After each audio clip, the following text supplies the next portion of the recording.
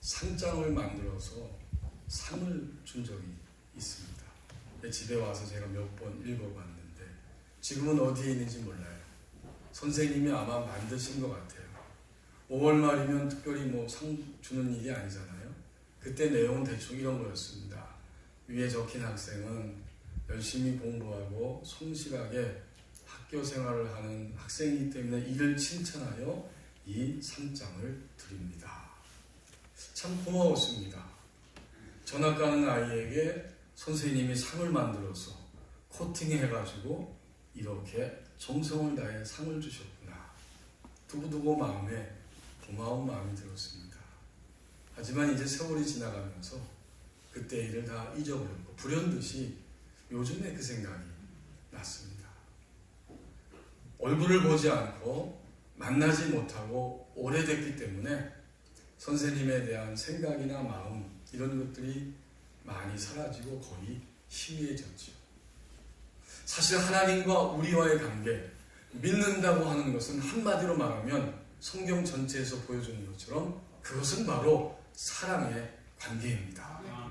오늘도 우리는 하나님을 사랑하기 때문에 이 자리에 왔고 또 하나님도 우리를 사랑해 주십니다. 믿음의 관계는 이런 것입니다. 오늘 우리에게 주신 이 예레미야 17장 1절 2절 말씀을 보십시오.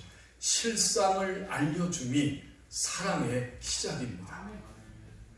오늘 여기 1절에 보면 유다의 죄가 어떠하다는 사실을 하나님이 실상을 알려주고 있는 말씀이죠. 이 예레미야서는 예레미야 1장 1절에서 3절에 보면 어떤 시대에 기록됐느냐 하는 것이 나오고 있죠. 유다의 말기입니다. 북쪽 이스라엘은 이미 멸망했고 남쪽 유다가 그래도 그들의 생명력을 가지고 살고 있었는데 점점 기울어가는 시간, 요시야 왕 13년에서 유다의 마지막 왕인 시드기야까지 약 40년 이상 되는 시간 동안 하나님은 예레미야 선지자를 통해서 하나님의 백성들의 현실을, 실상을 끊임없이 알려주셨습니다. 유다의 죄는 금강석 끝 철필로 기록되어 있다. 그들의 마음판에도 새겨져 있고 그들이 섬기고 있는 우상의 제단뿔에도 새겨져 있다. 그들의 죄가 이만큼 심각하다는 거죠. 여기 금강석은 바로 온전히 탄소로만 이루어진 보석인데 우리가 잘 알고 있는 다이아몬드입니다.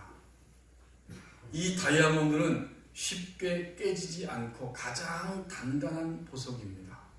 그런데 오늘 1절에서 말하고 있는 것처럼 이렇게 깨지지 않는 단단한 보석인 바로 그 금강석의 끝부분, 바로 그 뾰족한 부분으로 유다의 죄를 기록하고 있고 철로 된 철필로 그들의 마음판에도 기록되어 있고 그들이 섬기고 있는 우상의 제단뿔에도 기록이 되어 있다. 한마디로 말하면 유다의 죄가 굉장히 심각하다는 뜻입니다. 얼마나 심각했는지 2절 말씀을 보면 알 수 있죠.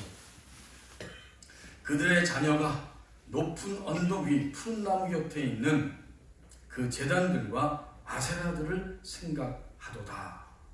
이 2절 말씀은 두 가지 면의 해석이 다 가능한데 어떤 해석도 괜찮습니다. 먼저 부모들은 항상 무엇을 하든지 자녀가 마음속에 있는 겁니다. 그러니까 하나님을 예배한다고 하면서도 부모의 마음이 항상 자녀에게 있듯이 하나님 예배하는 자리에 가서도 우상들과 아세라 그 신들을 생각하도다. 중심이 안 바뀐 거죠. 몸은 예배 자리에 있지만 지금 내가 하나님을 예배하고 대면한다고 하는 열망과 사모함과 감격과 기대감이 없는 겁니다. 이번 명절에도 부모님을 뵙는 분들, 친척들을 뵙는 분들 있었죠. 가서 보면 부모님들은 항상 그 마음 가운데 자녀들이 있습니다. 저희 장인 어른 댁에 가서 인사를 드리고 저희 아내가 어머님 아버님을 사랑합니다. 저도 두 분을 안아드리면서 사랑합니다. 감사합니다. 우리 아이들도 똑같이 안아드리면서 그랬는데 대뜸 저희 장인어른이 아이고 내 새끼 그렇게 좋으신 거죠. 근데 사실은 이 장인어른 새끼는 맞긴 맞아요. 근데 나온 건 저희가 낳았어요. 그런 생각도 들어옵니다. 근데 너무나 사랑스럽다 그 표현이잖아요. 항상 그 마음에 있습니다. 24시간. 그런데 오늘 심각하게도 2절에 보면 바로 그런 해석이에요. 하나님을 예배하면서도 그들은 마음속에는 우상, 아세라. 이 아세라는 여신인데 다산의 신이고 식물의 신이라고 일컫는 그 우상을 섬기고 있는 겁니다.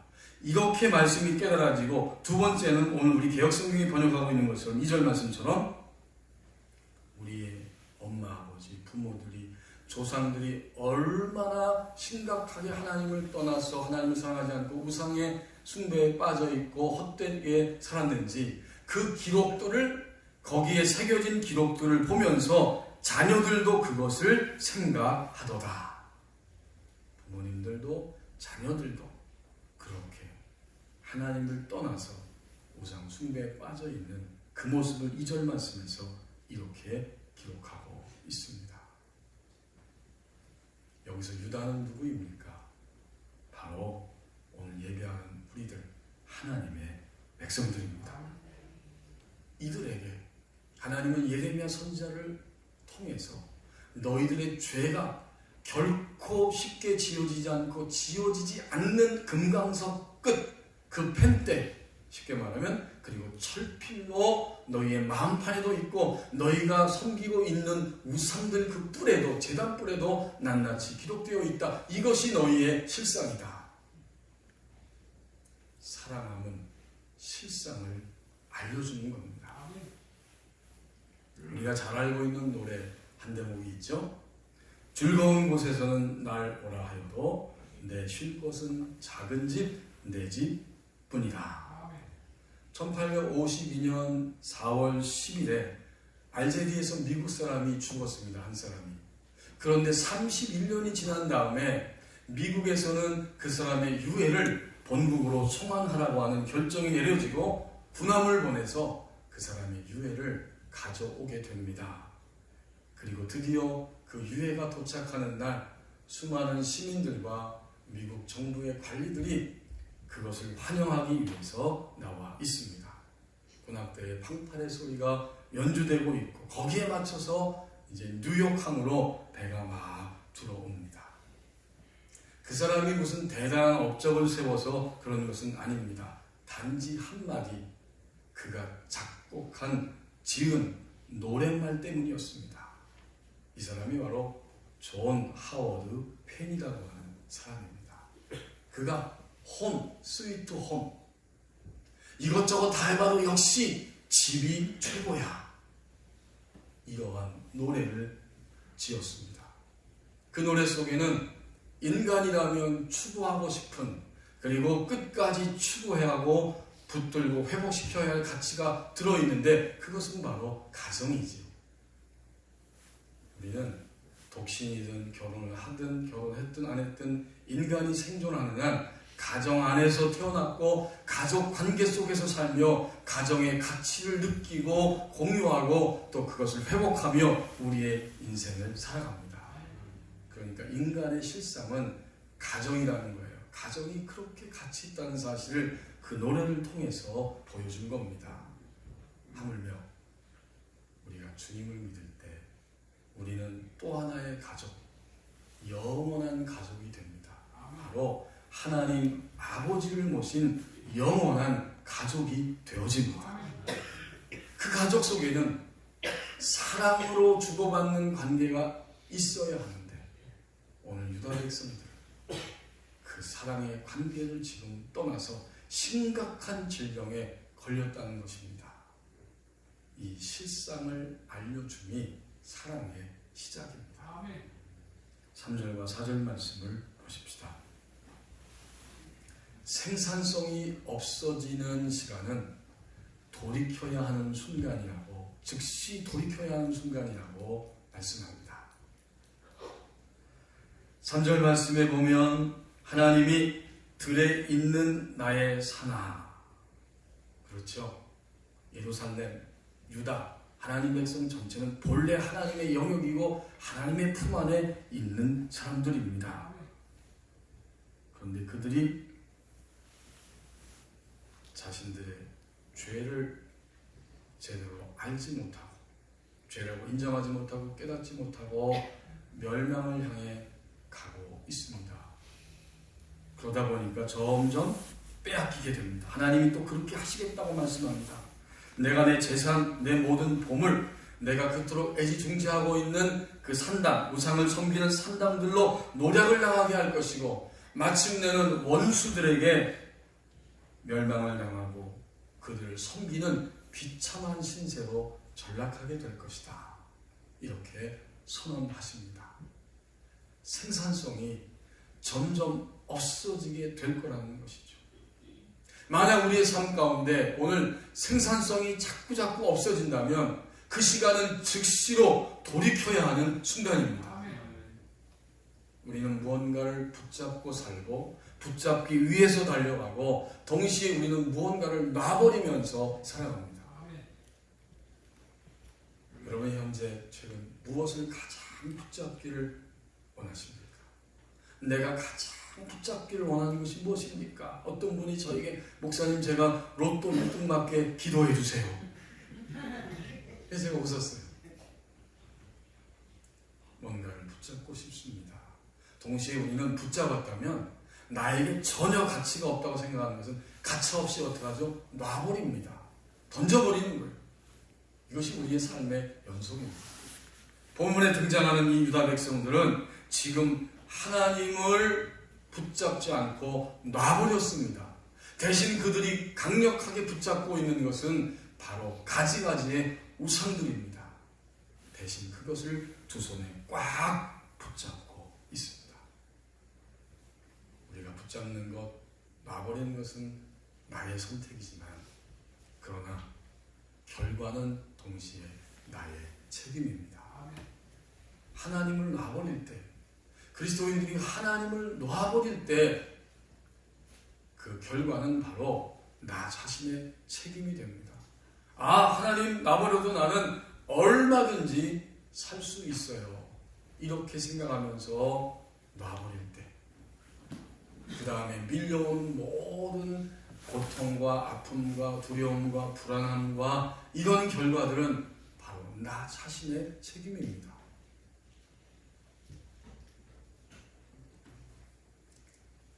그 결과는 결국 생산성이 없어지는 거예요. 여러분 우리는 생산성이 있어야 살잖아요. 장사하고 직장 나가고 일하고 운동하고 그러면 결과로 생산성이 주어져야 됩니다. 그런데 점점 생산성이 내 삶에서 내 마음 안에서 삶 속에서 자꾸 사라지고 있어요. 오늘 3절과 4절 말씀 보면 하나님이 그렇게 하시겠다는 거예요. 내가 내 온 영토의 죄로 말미암아, 온 영토는 바로 우리의 삶 전부입니다.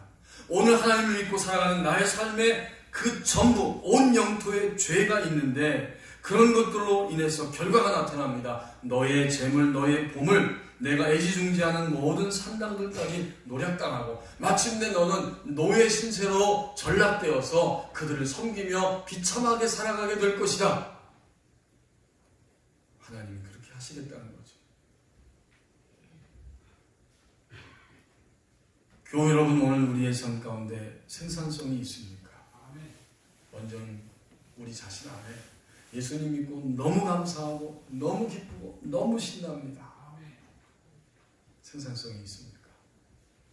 우리가 하는 모든 일들 속에 하나님께서 하셨다는 열매들을 우리가 기뻐하고 증거하고 있습니까? 이 모든 것이 다 생산성입니다. 이것이 사라지면 우리는 어떻게 되느냐?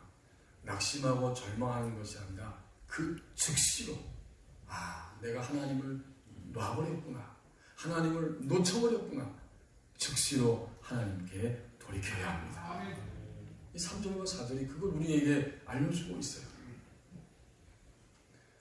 하나님을 좀 더 가까이 하기 위해서 사막으로 돌아갔던 옛날의 수도자들, 곧 영성가들은 낮은 기도와 깊은 기도의 차이를 이야기하면서 그것을 거울과 창의 비유로 설명했습니다. 오늘 아침에 거울 다 보고 오셨죠?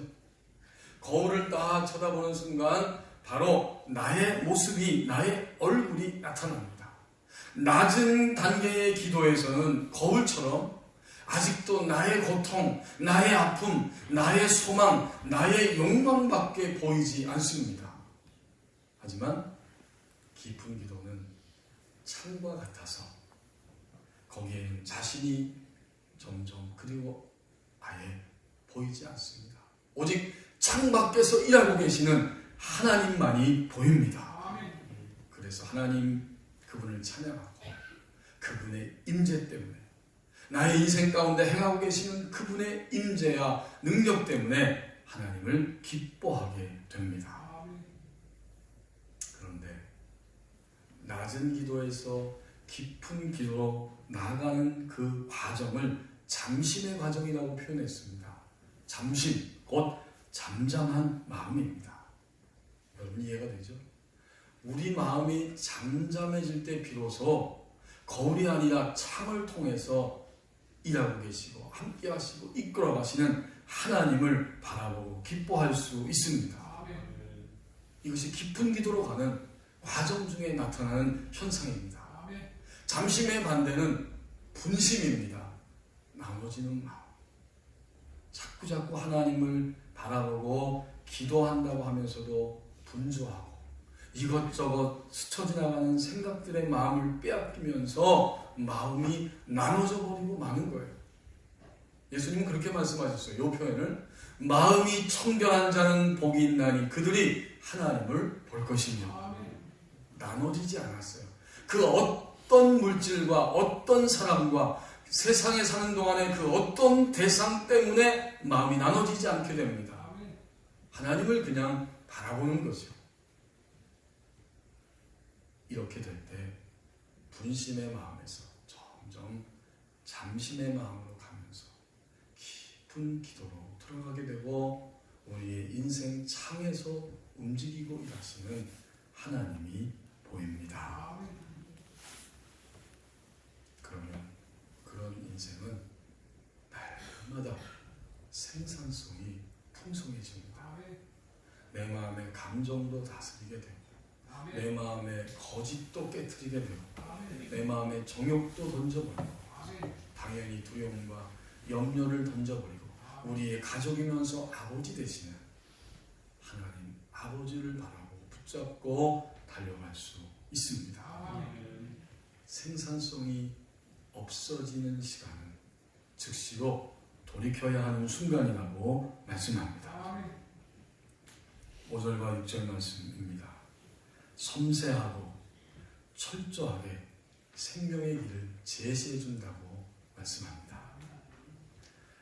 하나님께서 유다의 죄를 지적하시면서 그들의 죄가 무엇인지를 낱낱이 이제는 분명하게 철저하게 알려주는 거지요. 무릇 사람을 믿으며 육신으로 그의 힘을 삼고 있고 마음이 그 중심이 여호와에게서 떠난 그 사람은 저주를 받을 것이라.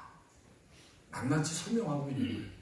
또 6절에 보면 그들은 마치 사막에 홀로 가고 있는 떨기나무 같아서 좋은 일이 오는 것을 보지 못한다. 곧 희망, 하나님이 주시는 희망이 바로 옆에 있음에도 불구하고 발견하지 못하고 깨닫지 못하고 찾을 수가 없는 그런 인생을 살게 됩니다. 광야, 간조한 곳, 건건한 땅, 사람이 살지 않는 땅에 살게 될 것이다. 간조한 곳은 그을리고 아주 메마른 땅을 의미합니다. 또 건건한 광야, 그 건건한 땅은 소금기가 있어서 쓸모없는 불모지의 땅입니다. 바로 그런 땅, 사람이 살지 않는 그 땅에 살게 될 것이다. 이것은 결과입니다.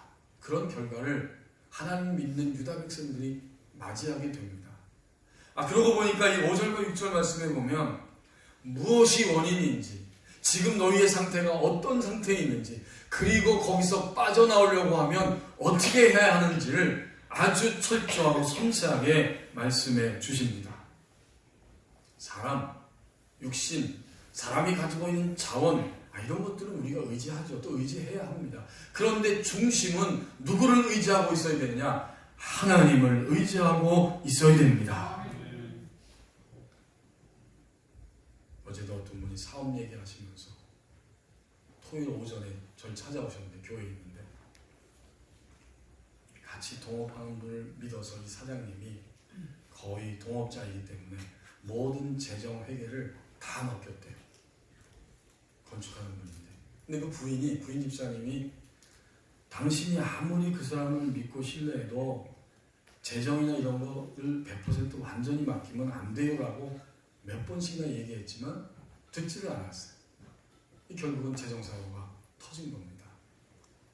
그래서 막 사업이 어려워지고 힘들게 됐다는 그런 이야기를 저에게 들려주면서 함께 기도 부탁을 했습니다.